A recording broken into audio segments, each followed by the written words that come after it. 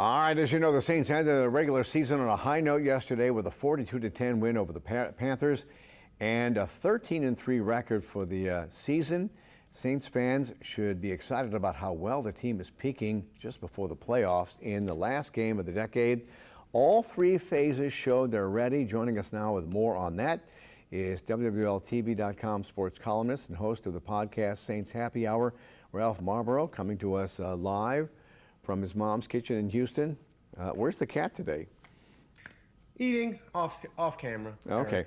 I'll tell you what, we were all rooting for the Seahawks last night because we wanted that bye week.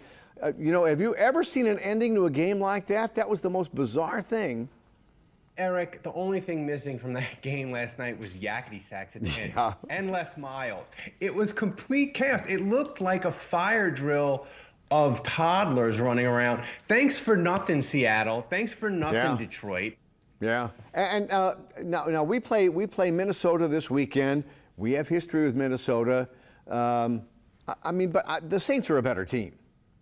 They are. Minnesota's weird. They're a top 5 offense and defense in points allowed. But, of course, we all know the Saints and Minnesota have history. My solution is I'm just going to drink my fear away. But the Saints are better than Minnesota, so they should win if they don't turn the ball over. And Kirk Cousins is always terrible in big games. So I'm pretty optimistic about the Is there Vikings any game. team, as we move into the playoffs, that you worry about the Saints going head-to-head with?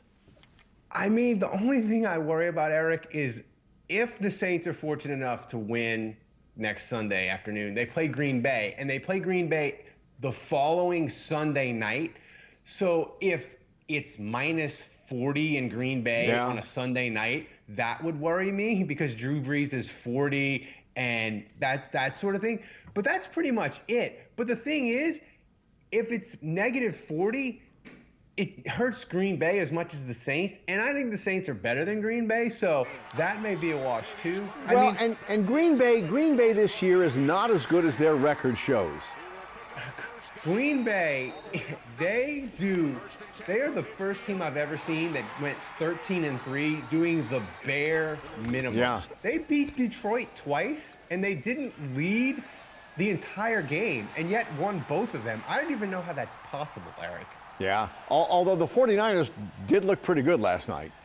The 49ers and the Saints, to me, are the best teams in the NFC. They're a cut above everybody else. And look, we saw it when they played the Saints in the Superdome, right? It was 48-46.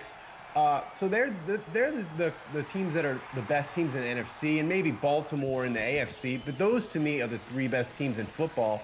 You know, but before I end, Eric, I just want to say, the Saints going 13-3 in this year, where Drew Brees missed 6 weeks, Alvin Kamara didn't score a touchdown for 12 weeks, didn't have 800 yards rushing. If you'd have told me that, I'd have said they're going 8-8, but they went 13-3, which I think is probably the best regular season accomplishment in Saints history. Yeah, we can't deny that. All right, Minnesota, and then hopefully we go do the NFC Championship game with Los Angeles and head to the Super Bowl. Ralph, thank you very much.